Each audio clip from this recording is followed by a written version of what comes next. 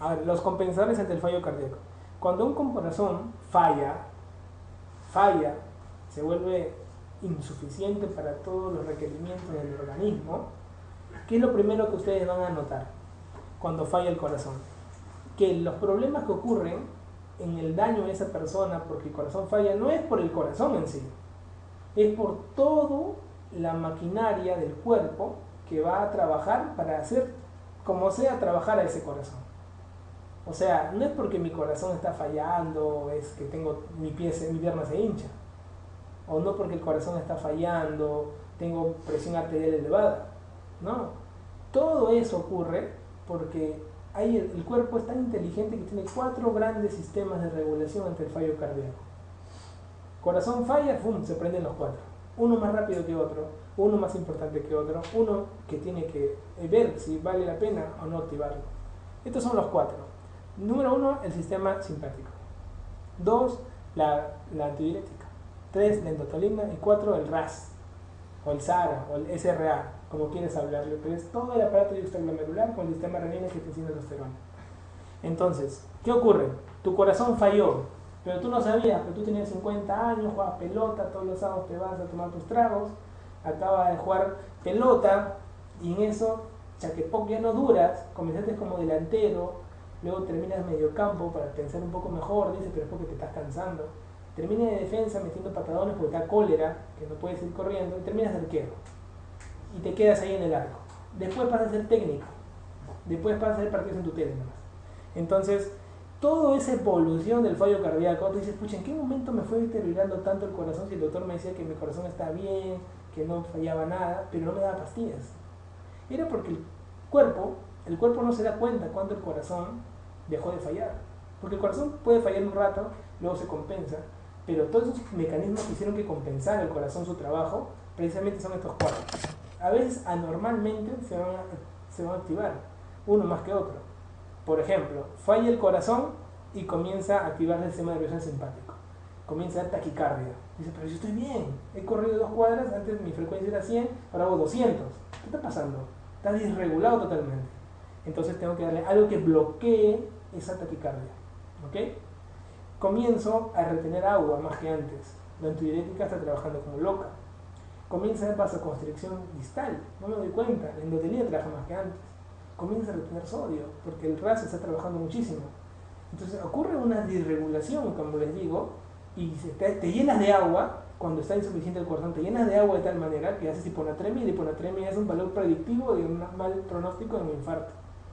Incluso comienza el corazón a botar ProBNP. El ProBNP que ustedes ven parece un marcador predictor de muerte en pacientes con insuficiencia cardíaca. Entonces, ¿qué es lo que trata el cardiólogo cuando tu papá, tu primo, tu nieto, tu sobrino se acerca con insuficiencia cardíaca? Llega el cardiólogo y estás mal. En ese momento, ¿qué ocurre? ¿Qué te dice el cardiólogo? Te voy a dar estas pastillas que te van a sanar tu corazón. Precisamente casi todas esas pastillas que te da, ninguna trabaja en el corazón probablemente. Todo va a trabajar a nivel de estos bloqueadores. Por ejemplo, hablando de bloqueadores, cuando comienza la insuficiencia cardíaca, por ejemplo, la clásica, ¿cuál es el pilar más importante de la insuficiencia cardíaca? El BIE, betabloqueadores, YECAS y espironolactona. Vamos a analizar. Betabloqueadores. ¿Por qué le das betabloqueadores? Porque vas a inactivar los receptores beta que son estimulados por el sistema nervioso simpático. Ya bloqueaste el simpático. ¿Ok? Vas a darle YECAS. ¿Por qué? Porque vas a inactivar la anormalidad de vasoconstricción distal, periférica, de las arteriolas, que son las que más van a influenciar, y con eso bloqueas al sistema nervioso simpático también. Es el más poderoso de todo este grupo porque es el más rápido. Pero a la larga, el que te hace más daño de todos, ¿cuál es? El RAS. El RAS. ¿Por qué? Porque el riñón es así, es un desgraciado. Cuando quieres bueno y cuando es malo, recontra malo, solapa no avisa, se daña hasta el final. Entonces, bloqueas al sistema nervioso simpático. Lógicamente, al bloquear el simpático, bloqueas indirectamente la endotelina y la ADH. Te va a apoyar. Pero, ¿qué le agregamos cuando las fracciones de eyecciones son menores de 40? Aldosterona, para evitar el remodelamiento miocárdico. La aldosterona se da, la espironolactona, para evitar que la aldosterona haga remodelamiento miocárdico. Precisamente damos espironolactona para bloquear a esta aldosterona. para que no haga remodelamiento. ¿Cuándo lo usamos la espironolactona? Cuando la fracción de eyección es menor del 40%. Entonces, porque si no, no sirve. Tiene que ser menor de 40. Entonces, si se dan cuenta, la tríada más importante de la insuficiencia cardíaca es esa. Tú ves pacientes hospitalizados y tienen cabeza de alta. Y tú preguntas, fracción de eyección, 60%. En tu cabeza sabes que no está recibiendo espironolactona, pero está recibiendo mínimo un beta bloqueador y un YECA. Mínimo. Si se va de alta y no recibe ni una sola, es un crimen. Mete a la cárcel ese cardiólogo. Porque está en insuficiencia cardíaca el señor. Pero tiene que recibir la tríada mínima, la tríada. Aparte tú dices, pero también recibe nitratos. De repente es un coronario, pues. Esa coronariopatía le terminó haciendo insuficiencia cardíaca. Por eso está recibiendo nitratos, para que no le dé angina. Pero es problema coronario. Ah, ya. Pero digoxina tampoco recibe. Yo he dicho que digoxina le haga la insuficiencia cardíaca. Mira, en la última guía del 2013, la digoxina está en el puesto J, desde la A hasta la Z, en tratamiento de la insuficiencia cardíaca. O sea que ni le dan. Solo sirve cuando hay fibrilación auricular en insuficiencia cardíaca crónica. En eso más vale algo. Si no, no. Ah, yo no sabía. Se ha ido con atenolol, beta bloqueante, o con bisoprolol, con lo que tú quieras. Luego se ha ido con enalapril, ahí está el YECA. Se fue con aspirina, coronario, pues compadre, antiagregación. Ah, ya, atorvastatina, coronario, obligatorio darle atorvastatina. Ah, ya, pero no, y recibe espironolactona también. Ahí está, pues. O sea, que su fracción de eyección también muy alterada, menos de 40. Ah, bacán, pero también un poco de nitratos, toma, es anginoso. O sea, la insuficiencia coronaria le terminó siendo insuficiencia cardíaca. Mira, sin querer estás interpretando fisiológicamente todo el daño cardíaco. Eso es lo que queremos llegar. Entonces, al final todo esto son los que terminan ayudando al fallo cardíaco. Ahora, hay un equilibrio, se dice bioquímico, un versus clásico entre el óxido nítrico, que es vasodilatador potente, y la endotelina, que es un vasoconstrictor, que nunca lo debes tener que olvidar.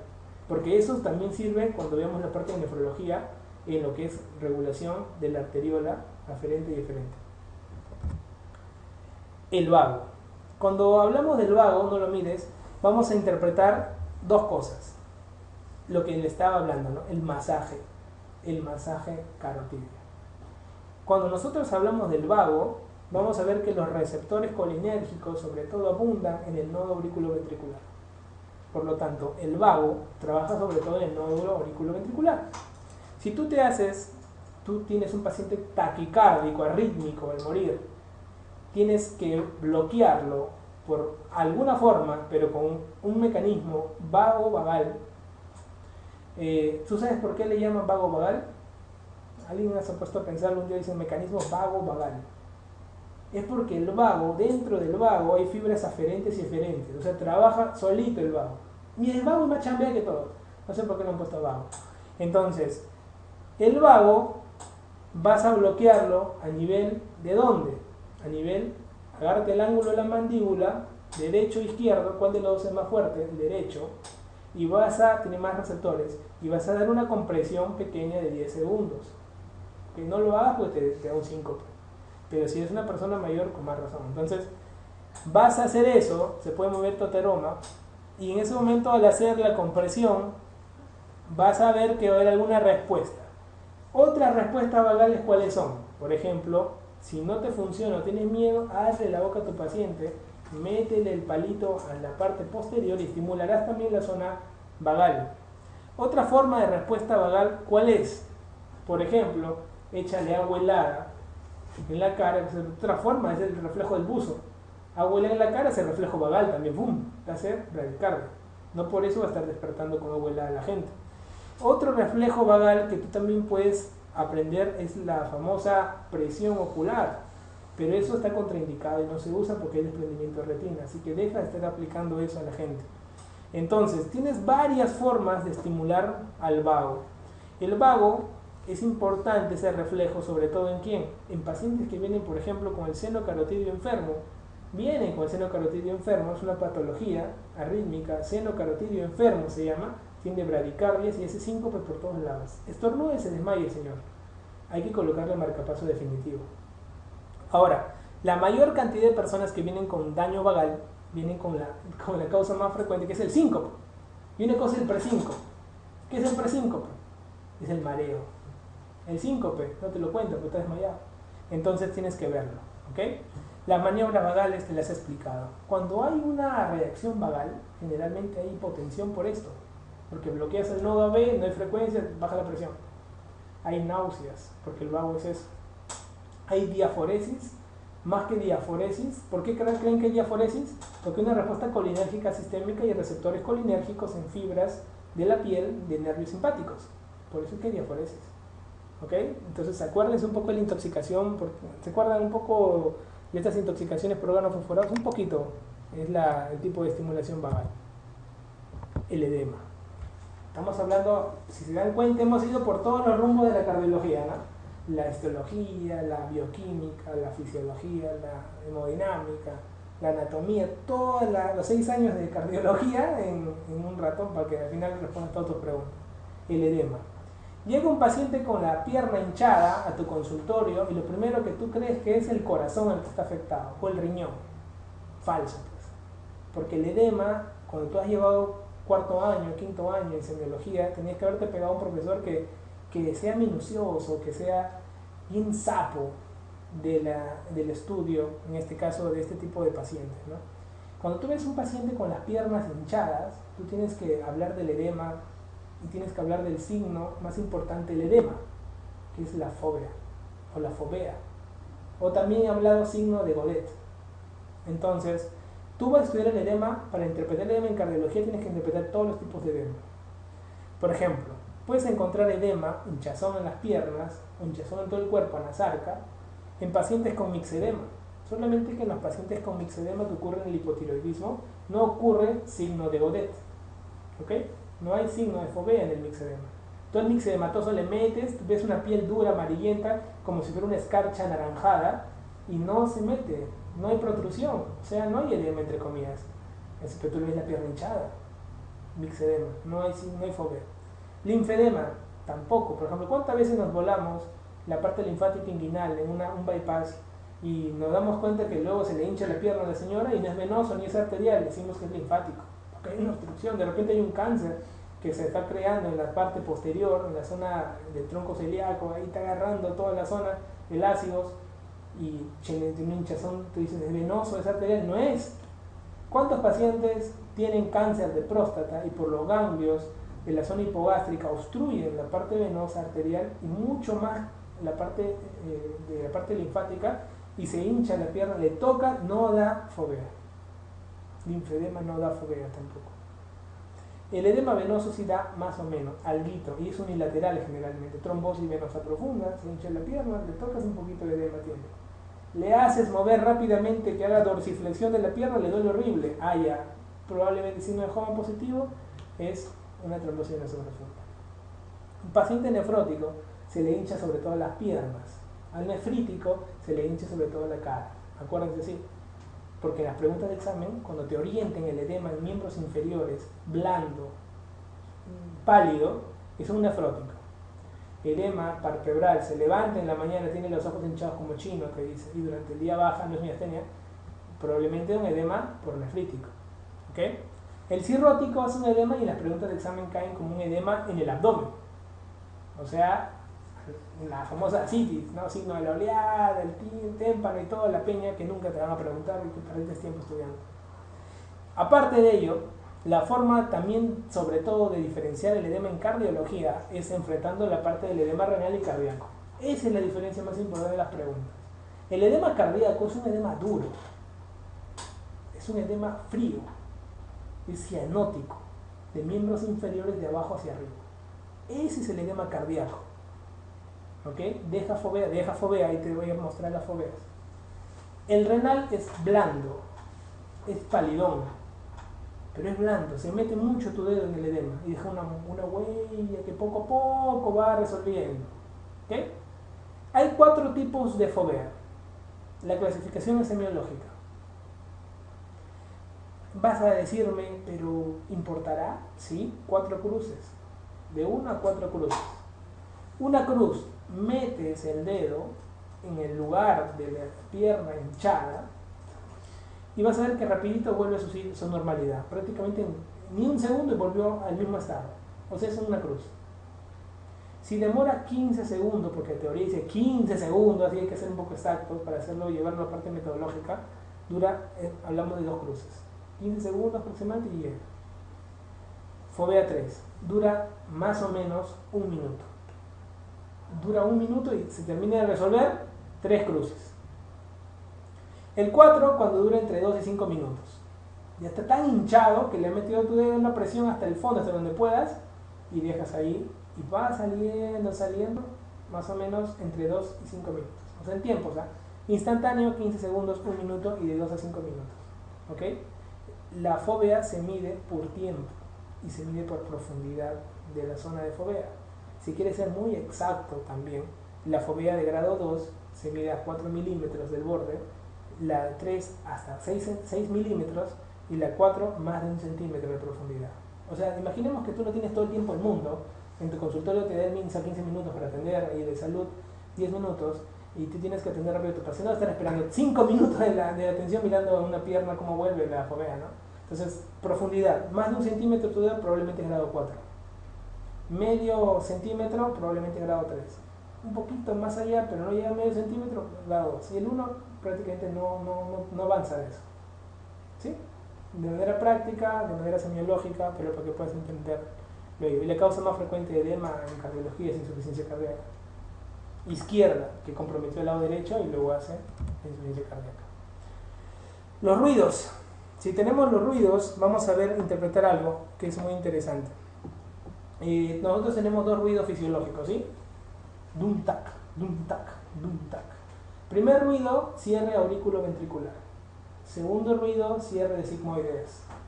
El cierre auriculoventricular básicamente es un ruido seco y el cierre de sigmoideas puede ser variable, depende de la respiración. ¿Por qué? ¿Quién se cierra primero, la aorta o la pulmonar? Acuérdense, la aorta suena a la gorda. ¿Quién es más perezosa, la gorda o la pulmonar? La gorda. Acuérdate, la gorda, la aorta. Entonces la aorta es tan floja que se va a abrir después de la pulmonar y se va a cerrar antes de la pulmonar. Entonces, facilito. Por lo tanto, cuando tú inspiras, infla tus pulmones, llega más sangre al ventrículo derecho. Por lo tanto, al haber más sangre, va a tener más tiempo abierto la pulmonar para botar toda esa sangre. Y va a cerrarse después de la aorta. Solo en caso fisiológico. En ese caso fisiológico, solamente la pulmonar se retrasa después de la aorta, en la inspiración.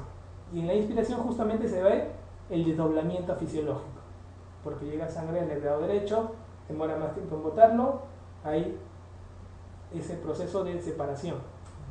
¿Ok? Bacán.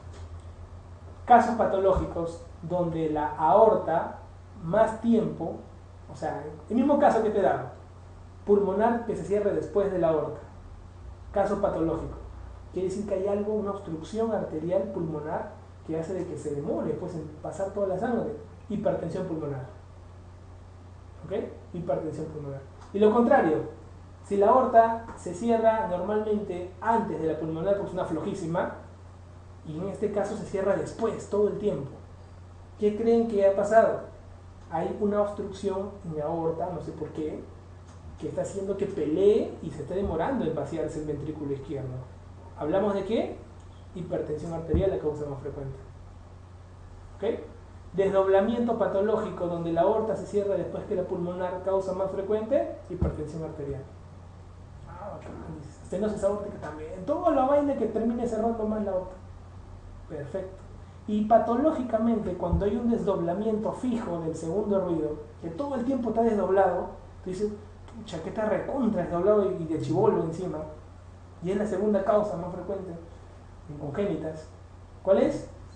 El CIA. Cualquier cosa en realidad que comunique la parte interauricular. Cualquier defecto del septo interauricular va a hacer que llegue sangre del lado izquierdo por presión al lado derecho, llegue, salga a la pulmonar, y como está fijo, esa cantidad de volumen es tan grande todo el tiempo, hay un desdoblamiento fijo. ¿Dónde se escucha el soplo de un CIA? En la arteria pulmonar, en el foco pulmonar. No se observa en el CIA, sino en el soplo que hace la pulmonar al botar tanta sangre.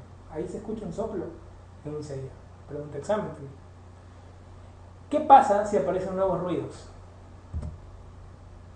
Aparece el tercero y el cuarto. ¿Cuál es el tercer ruido? Básicamente, el tercer ruido se va a dar, puede ser fisiológico o no. Sí, puede ser fisiológico. El cuarto puede ser fisiológico o no. Nunca. El cuarto siempre es patológico. El tercer ruido es porque ocurre dos cosas. Yo le pongo volver o por mucho volumen de sangre que llega al ventrículo izquierdo o por mucha velocidad de sangre que llega al ventrículo izquierdo. Si llega mucha velocidad de sangre al ventrículo izquierdo, imagina que estás con fiebre, llega más velocidad de sangre, puedes escuchar el tercer ruido. ¿Ok? Velocidad. Tienes hipertiroidismo, puede llegar más. Acaba de jugar fútbol, puede llegar más, puede ser fisiológico, puede ser. Ahora por volumen. Tienes mucho sobrecarga en el ventrículo izquierdo, de repente insuficiencia aórtica, mucha sobrecarga, va también a escucharse un tercer ruido. ¿Ok? Entonces, el tercer ruido se va a escuchar más que todo por ello. Pero un cuarto ruido nunca te lo puedo tolerar, porque un cuarto ruido es cuando el ventrículo se relaja mal. La palabra de cuarto ruido es ventrículo mal relajado, ventrículo que no se relaja. Al no relajarse bien el ventrículo izquierdo, puede originar un cuarto ruido. ¿Quién origina el cuarto ruido, muchachos? Justamente esa contracción auricular. ¿Se acuerdan del 20%?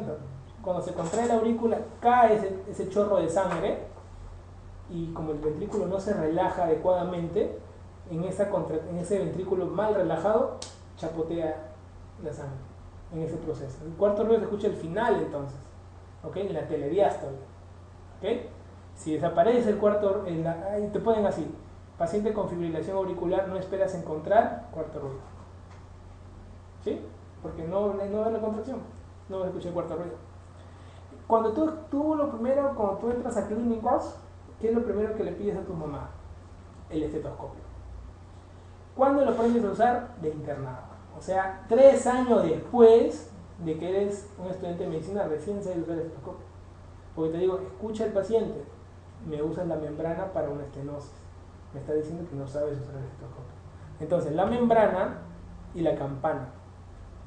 La membrana sirve para todo y la campana sirve para estenosis mitral, estenosis tricuspidia, tercer ruido y cuarto ruido. O sea, estenosis aórtica, insuficiencia aórtica, todas las demás aórticas y primero y segundo, membrana. Campanas para 4 cosas básicamente. Fue creado para el tercer, para el cuarto ruido, para estenosis mitral y estenosis tricuspidia, porque son soplos más gruesos, toscos, más vagos, tonos bajos. Lo más alto es la membrana. ¿Okay? Los clics y chasquidos se escuchan dependiendo la zona, pero la mayor parte de los clics y chasquidos van a depender de la válvula. Por ejemplo, si has hecho un recambio de prótesis mitral, sabes que lo vas a escuchar mejor en diástole. Si has hecho un recambio de prótesis aórtica, lo vas a escuchar mejor en sístole. Te digo esos dos casos porque son de 10 pacientes que recambiamos válvulas cardíacas, todas son o mitrales o aórticas. Así.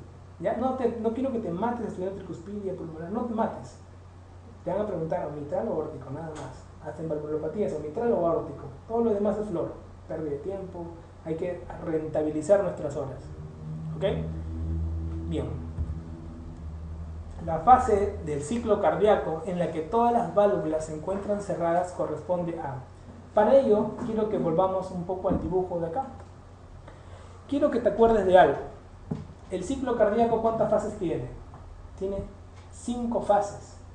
5 fases que se dividen en 2 partes. 2 fases sistólicas y 3 fases diastólicas. La fase sistólica es la contracción isovolumétrica y la eyección. La contracción isovolumétrica cerró todo, ¿cierto? Y la eyección es cuando ya abres la sigmoidea y sale la sangre. Esa es la sístole, 2 fases. En la diástole, 3 cosas. Tenemos relajación isovolumétrica, llenado ventricular y contracción auricular, que es la tercera fase de la fase diastólica. ¿Ok? Por lo tanto, tenemos protodiástole, mesodiástole y telediástole. Cuando hablamos de patologías de protodiástole, es patologías de la relajación isovolumétrica. Patologías de la mesodiástole, que estamos hablando del llenado ventricular. y de la telediástole de la contracción auricular. Por lo tanto, solamente hay protosístole y telesístole, no va a haber mesosístole. ¿Ok? Entonces ya tú vas definiendo, como cardiólogo vas a salir de la clase y vas a definir todas las patologías con mayor facilidad. ¿Cuál de las dos fases se compromete ante un daño cardíaco primero? La diástole. ¿Ok? La diástole se compromete primero que la sístole. Por lo tanto, hay que tener en cuenta. Cuando hay mucha frecuencia cardíaca, ¿quién se compromete primero? ¿La diástole o la sístole? La diástole. Eso no hay que olvidar, la diástole. Entonces esta pregunta va a ser fácil, pues, porque miren, ¿cuál fase del ciclo cardíaco todas las válvulas se encuentran cerradas? ¿Cuál es? La contracción isovolumétrica, que es la primera fase de la sístole. ¿Sí? ¿Cuál de las siguientes acciones es atribuida a los glucósidos cardíacos en un paciente con insuficiencia cardíaca aguda? ¿Saben cuáles son los glucósidos cardíacos, no? Los inotrópicos, por ejemplo, la digoxina, los digitales. ¿Qué hacen en nuestro esquema? Ahí está, nuestro esquema de ciclo cardíaco que hemos resumido. ¿Qué haría la digital? Haría mayor contracción, ¿sí? La variable contractilidad. Y al final, ¿qué cosa hace de todo esto? Aumenta la presión venosa, disminuye el volumen minuto, incrementa la presión diastólica, aumenta la reactividad cardíaca, aumenta el volumen minuto. ¿Qué haría? Aumenta el volumen minuto, ¿cierto? Gasto cardíaco. No hay pierde. El volumen de expulsión del ventrículo izquierdo sano es afectado por los siguientes factores menos uno. ¿Cuál de todos estos no has estudiado? 5, pues, viscosidad sanguínea. La viscosidad sanguínea la vas a estudiar en mieloma múltiple, cuando hagas tu capítulo de hemato, la parte final ahí, en tu MBA, ahí vas a estar haciendo viscosidad sanguínea. Viscosidad sanguínea está dentro de la fórmula de flujo. Se usa la viscosidad sanguínea, pero como el 99.9% de las personas no tienen alteración en la viscosidad sanguínea, no hay problema. Pero paciente, ¿cuál es la causa más frecuente de alteración de la viscosidad sanguínea? En el Perú, ¿cuál es? Los señores de altura, pues hemoglobina de 20, el otro día un señor me dijo, doctor, estoy santo, tengo una hemoglobina de 20. Creí que es por nota encima, porque se reía que el otro tenía 11. Con respecto a la fisiología del corazón, una de las siguientes afirmaciones es incorrecta. El tercer ruido tiene lugar en la diástole. ¿Es verdad o no? Correctísimo. El cuarto ruido tiene lugar en la diástole. ¿Verdad o no? Correctísimo. La contracción auricular tiene lugar al final de la diástole. ¿Sí? Recontra correcto. La válvula pulmonar se abre antes que la aórtica. ¿Sí? ¿Se abre antes que la aórtica? Sí. La válvula pulmonar se cierra antes que la aórtica. Falso. ¿Quién se cierra primero? La aórtica, porque la aórtica es floja. ¿No es cierto? Miren, si hubieran visto esta pregunta, analizándola bien, es una pregunta compleja. Es una pregunta compleja. ¿Por qué? Porque tienes que entender el ciclo cardíaco y los puntos claves nada más para poder resolver las preguntas. Acuérdense que las preguntas las hacen cardiólogos que van a querer que ustedes sepan lo básico. No le van a preguntar, dime la fórmula de FIC para evaluar la resistencia vascular pulmonar en un paciente con pericarditis contractiva. No, eso no te va a decir. Pero te va a decir mínimo ciclo cardíaco. En relación al desdoblamiento fijo del segundo ruido cardíaco, es una pregunta reciente a un médico, por ejemplo. Ustedes que la pueden resolver. Es cierto que, ¿por qué creen que sería? Se produce en bloqueo completo de rama derecha y defecto septal ventricular. Es el desdoblamiento anormal que ocurre en inspiración. Se advierte mejor en el segundo y tercer espacio intercostal derecho. Sugiere defecto del septum auricular. Resulta del cierre de la válvula pulmonar en primer lugar y luego de la válvula aórtica, tanto en inspiración como... O sea, un florazo gigantesco. ¿Y la clave cuál es? Daño así puntual. Defecto septum auricular. Nada más. O sea, tienes que ir ahí al punto. Todo lo demás es flor. Y si lo pueden responder también, porque todos hemos hablado. Soplos. Cuando uno rota cardiología en el cuarto año y tiene su estetoscopio, lo primero que quiere escuchar son soplos. Y le dices al cardiólogo, doctor, quiero escuchar soplo. A ver, escucha, a ver, hijo, a ver qué dice. Y escucha esto. ¿Qué cosa es? Creo que es un soplo sistólico. No, es diastólico. A ver, escucha a este paciente y escucha el alumno. Ah, ya, es un soplo diastólico. No, en este caso sí era sistólico. Entonces se siente deprimido, defraudado, odia la cardiología y encima ve la eco y la eco le reafirma todo lo que decía el cardiólogo. Entonces él se siente deprimido, va a su libro, agarra el Bromwell y comienza a leer todo lo que son soplos. Sí, se sabe todos los soplos. Llega al hospital dominando soplos más que el mismo Bromwell cuando escribió el libro. Y le preguntan, a ver, el soplo, si tú inspiras, llenas los pulmones de aire, ¿Dónde esperas encontrar más soplo? O sea, más ruidoso el soplo. ¿El soplo del lado derecho del corazón o del lado izquierdo? Entonces él dice en el lado derecho. Porque llega más sangre al lado derecho cuando uno inspira, ¿no? Uno inspira es como jalar sangre al corazón. Algo así porque se acuerda.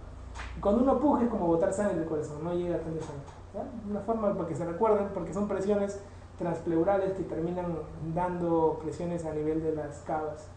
Bien, entonces, el soplo. Él se aprendió dónde se origina, qué tipo de soplo es, dónde se irradia, intensidad. Él sabía todo en cuarto año. Era una máquina de soplo, ¿no? Le escuchaban todos los soplos y te decía, está en diástole y mesosistólico. Ah, no, pero acá también tiene una insuficiencia aórtica leve también. O sea, él era un maestro de la cardiología. Llegó internado y escucha este ruido.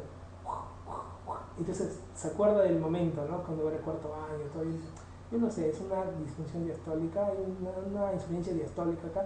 Ya, es una insuficiencia aórtica moderada. Luego ve la nota del cardiólogo y pone corazón normal. Entonces dice, todos sus estudios de cuarto año, los 6 meses que estudió cardiología, no valen para nada. Y es porque precisamente no vale para nada. Generalmente los médicos cuando están con una historia clínica, cuando ya son médicos, son internistas incluso, tienden a identificar mal los soplos. Y no te sientas deprimido porque lo identifiques mal. ¿Okay? Basta que escuches que algo no es un ruido normal, mejor avísale al cardiólogo. ¿Okay? No te deprimas. El 9 de 10 médicos no saben diferenciar un soplo. Digo 9 de 10 porque ese uno es cardiólogo. Entonces no te sientas mal. Entonces los soplos tienen 4 características que lo defino con la palabra OSIM. O de origen del soplo, S de sístolo diástole, en qué fase está, I de irradiación y M de maniobras. O sea, el origen del soplo así defínelo. Escucha todos los focos. Escucha el foco mitral, el foco tricuspidio, el foco aórtico, el foco pulmonar, el foco del tercer espacio, el soplo, ¿no? el espacio de Erbs que le llamaban. Y luego que escuches en todos esos lugares, apunta donde lo escuchas más fuerte. Es el ruido anormal. ¿Cómo escuchas un soplo? Pues escúchalo con la membrana. ¿Ok? Porque no te dije yo que está la campana, está la membrana. Entonces escuchas el soplo ahí, ya que me parece que más fuerte está en el mitral. ¿Ah? Ya, marcas mitral en la O. Origen mitral probable. Luego, averíguate está en sístole o diástole. Eso está un poco difícil, porque eso es al oído. Es difícil que no te puedo hacer una mnemotecnia de cómo escuchar el soplo, porque vas a escuchar un y dices, ¿cuál es? ¿No? Pero poco a poco vas. La única forma que yo te recomendaría, si te gustan un poco los soplos, es que escuches un soplo y le preguntes a un cardiólogo o un cirujano cardíaco y digas, disculpen, ¿ese soplo es sistólico o diastólico? Es sistólico. Escucha unos 5 sistólicos y vas a aprender a diferenciar un sistólico y vas a ver cuáles son tus reparos de audio, ¿no? Porque te vas a guiar mucho del primer ruido. Entonces, luego la irradiación. Un soplo, generalmente, ¿dónde se irradia? Si tú escuchas un soplo mitral, sabes que la mitral se va por la aorta, ¿verdad? Entonces, la sangre sigue de la mitral a la aorta y entonces tú sigues la irradiación hacia la zona donde va la sangre. No te vayas para el otro lado, porque si vas para el otro lado, que sí es una insuficiencia. Si te para el lado de la sangre, es una estenosis. Entonces, un poco que llevas orientando si era una insuficiencia o una estenosis. Las maniobras. Hay 2 maniobras que tú puedes hacer. Por ejemplo, si tú inflas el corazón, ¿no? Tú inspiras, es como si trajeras sangre al corazón, ¿no es cierto? Si tú inspiras, ¿qué ocurre en el corazón? Llega mucha sangre. Si tú haces maniobra de Valsalva, no llega sangre. Entonces hay 2 maniobras que tú puedes diferenciar, mínimo dos entidades que hacen 2 soplos diferentes a todos los demás, se comportan diferentes, que eso es lo que vamos a ver ahorita. Entonces, 4 características más importantes de los soplos: origen, en qué parte está el sístole o diástole, irradiación, maniobras, intensidad de interés. No, que tengo un soplo 6, este es la FAT 6, no, espéralo, es un soplo 6. Mira, un soplo 2, un soplo 6, o sea, una estenosis aórtica severa puede que no sople. ¿Entiendes? Entonces ha pasado eso, o sea, la intensidad no es directamente proporcional a la gravedad de la insuficiencia o la estenosis. Entonces, observamos algo. Cuando tú aplicas el signo Rivero-Carvalho o el signo de Kussmaul, generalmente soplos del lado derecho que se incrementan cuando llega más sangre. ¿Ok? Soplos del lado derecho que se incrementan cuando llega más sangre.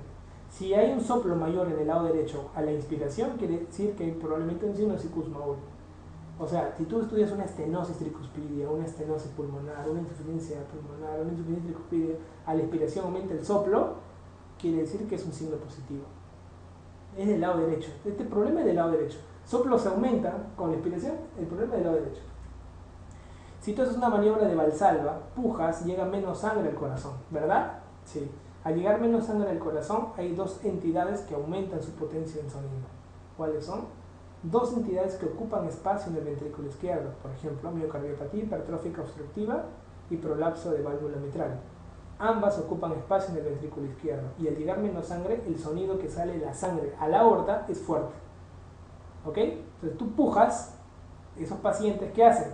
Llega menos sangre, al llegar menos sangre y como está ocupado el ventrículo por músculo en hipertrofia obstructiva y prolapso mitral por el velo desprendido y prolapsado, al ocupar espacio y llegar menos sangre, el soplo que sale es más fuerte. Por lo tanto, dos entidades que aumentan la potencia del soplo en la maniobra de Valsalva: miocardiopatía hipertrófica obstructiva y prolapso de válvula mitral. ¿Por qué se los pregunto? Porque en todos los demás disminuye el soplo, solo en estos dos aumentan en la maniobra de Valsalva. Y si yo le pongo en cuclillas al paciente, va a ser lo contrario. Al llegar más sangre, disminuye, apaga estos dos soplos y todos los demás aumentan. O sea, todos los pacientes que tuvieran algún tipo de soplo aumentarían cuando uno lleva más sangre. Cuando inspira, lleva más sangre, todo lo demás aumenta, menos la miocardiopatía hipertrófica obstructiva y el prolapso mitral. En ellos disminuiría. Lo contrario, todo el tiempo sería lo contrario. ¿Ok? Acá está más o menos un poco de la irradiación. Acá es lo que estoy hablándoles. Por ejemplo, esta es la miocardiopatía hipertrófica obstructiva. Ocupa espacio en el ventrículo izquierdo. Prolapso de válvula mitral. Ocupa espacio en el ventrículo izquierdo. Si yo lo pongo, le hago una maniobra de Valsalva, llega menos sangre. Al llegar menos sangre, tiene poca cantidad de sangre y al salir por la aorta sopla más por gradiente de presión. En cambio, si pongo en cuclillas, aumenta el volumen que va a llegar y al salir, lógicamente, ¿qué va a ocurrir? Va a disminuir porque hay menos gradiente. ¿Okay? Mientras más gradiente hay entre una cavidad y otra, aumenta el soplo. Cuando hagamos congénitas, yo les voy a preguntar acerca del falot. ¿Cómo haces para disminuir la potencia del soplo en el falot? ¿Qué maniobra harías? Y eso se interpreta por esta parte de fisiología de soplos. Uno de los soplos siguientes aumenta de intensidad con la inspiración profunda. ¿Cuál será? A ver, ¿quién me dice? 20. Lógicamente, todos van a mirar el lado derecho. ¿Cuál es el lado derecho? Tricúspide, mitral, aórtica, hipertrófica, aórtica. ¿Te das cuenta? Pregunta hecha como para decirte del lado derecho. Entonces, sin pensar, tú dices de frente del lado derecho. Si no hubiéramos sabido eso, estaríamos pensando, pero ¿por qué podrá ser la aórtica? Mucho un florazo, ¿verdad? De frente, lado derecho. Ante la existencia de un soplo diastólico de baja frecuencia, acuérdense esta pregunta porque esta pregunta es la única de todos los casos clínicos de soplo que va a llegar en toda su vida, de salud, en el residentado, donde vayan. Ante la existencia de un soplo diastólico, ojo, comienza con diastólico, de baja frecuencia, que se oculta preferiblemente en ápex e irradia axila, acompañada de refuerzo presistólico. Ojo, miren acá lo que dice: origen, ápex, ¿ok? Diastólico, la segunda parte, ¿te acuerdan? Ese, irradiación. No te habla de algún otro mecanismo ni nada, pero tiene 3 de 4. Por eso es la parte importante que te digo, son los puntos claves de un soplo, nada más. Y se acompaña de refuerzo presistólico. Acuérdense, ¿cuál es el refuerzo presistólico? O sea, que se ve en la telediástole, ¿se acuerdan? La contracción auricular. Ese refuerzo es el refuerzo presistólico, cuando hay la contracción auricular y cae. ¿Qué enfermedad estaría obstruyendo la zona mitral y que tiene refuerzo presistólico? La estenosis mitral. La estenosis mitral, vean acá hay dos claves, la 3 y la 4.